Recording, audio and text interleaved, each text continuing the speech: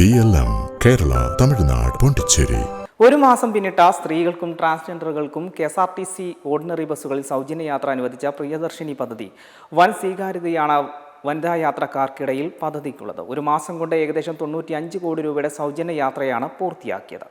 3 കോടി സ്ത്രീകൾ സൗജന്യമായി യാത്ര ചെയ്തു. പ്രതിദിനം ശരാശരി 11-12 ലക്ഷം സ്ത്രീ യാത്രക്കാർ KSRTCയിൽ സൗജന്യമായി യാത്ര ചെയ്യുന്നുണ്ട്. 3125 ഓർഡിനറി ബസ്സുകളാണ് സൗജന്യ യാത്രയ്ക്കായി സർവീസ് നടത്തുന്നത്. സ്ത്രീ യാത്രക്കാരിൽ 40% വരെ വർധനയുണ്ടായതെന്ന് KSRTCയുടെ കണക്കുകൾ പറയുന്നു. അതേസമയം KSRTCയിൽ സാമ്പത്തിക പ്രതിസന്ധി രൂക്ഷമായി തുടരുകയാണ്. സൗജന്യ യാത്രയ്ക്ക് സർക്കാർ നൽകുന്ന സഹായധനം വൈകുന്നതാണ് കാരണം. ഇതുവരെ 100 കോടി മാത്രമാണ് ലഭിച്ചത്. ഇതിൽ 50 കോടി നിലവിലുള്ള ധനസഹായമാണ്.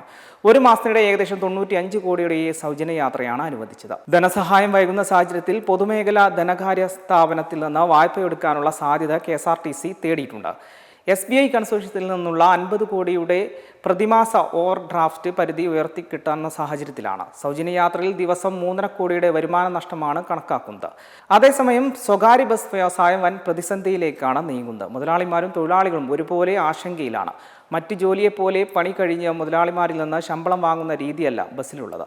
ബസ് ഓട്ടം അവസാനിപ്പിക്കുമ്പോൾ ഡീസലിൻ്റേതടക്കം മറ്റു ചെലവുകൾ സ്വന്തം കൂലിയും കഴിഞ്ഞ് ബാക്കി പണം മുതലാളിക്ക് അങ്ങോട്ട് കൊടുക്കുകയാണ് ഇവർ ചെയ്യുന്നത്. ഇന്നത്തെ സ്ഥിതിയിൽ അങ്ങോട്ട് കൊടുക്കാൻ ഒന്നുമില്ലാതായെന്നും അതുകൊണ്ട് തങ്ങളുടെ കൂലിയിൽ കുറവ് വരുത്തിക്കൊണ്ടാണ് ഇപ്പോൾ മുതലാളിക്ക് പണം കൊടുക്കുന്നതെന്നും ബസ് ജീവനക്കാർ പറയുന്നു. ഇങ്ങനെ ദിവസം 1200 മുതൽ കൂലിയുള്ളവർ അത് 900-800 ആക്കിയാണ് കുറച്ചത്. സംസ്ഥാനത്തെ പകുതിയോളം സ്വകാര്യ ബസ്സുകൾക്ക് പ്രിയദർശിനി പദ്ധതി തിരിച്ചടിയായിട്ടുണ്ട്. യാത്രക്കാരുടെ വരുമാനത്തിന് പുറമെ ബസ്സുകളിൽ പരസ്യം പതിച്ചുകൊണ്ട് വരുമാനം നേടാൻ സർക്കാർ അനുമതി നൽകിയിട്ടുണ്ട്. ബസ്സിന് അകത്തും പുറത്തും പരസ്യം പതിക്കാം. എന്നാൽ പരസ്യം കൊണ്ട് ക്ഷീണം നികത്താൻ കഴിയില്ലെന്നാണ് സ്വകാര്യ ബസ് ഉടമകളുടെ നിലപാട്. പ്രിയദർശിനി സൗജന്യ യാത്ര നടപ്പിലാക്കിയതിലൂടെ സ്വകാര്യ ബസ് മേഖല നേരിടുന്ന പ്രതിസന്ധികൾ പഠിക്കാൻ സർക്കാർ പ്രത്യേക കമ്മിറ്റിയെ രൂപവൽക്കരിച്ചിട്ടുണ്ട്. റിട്ടയർഡ് IPS ഉദ്യോഗസ്ഥർ K. പത്മകുമാറാണ് കമ്മിറ്റി ചെയർമാൻ. സ്വകാര്യ ബസ്സുകൾക്ക് ബസ്സിനകത്തും പുറത്തും പരസ്യം പതിക്കാൻ അനുമതി നൽകുമെന്നും സംസ്ഥാനത്ത് സമഗ്രമായ ഗതാഗത നയം രൂപവൽക്കരിക്കുമെന്നും ബസ് ഉടമകളുമായി നടത്തിയ ചർച്ചയ്ക്ക് ശേഷം മന്ത്രി CP ജോൺ അറിയിച്ചിട്ടുണ്ട്.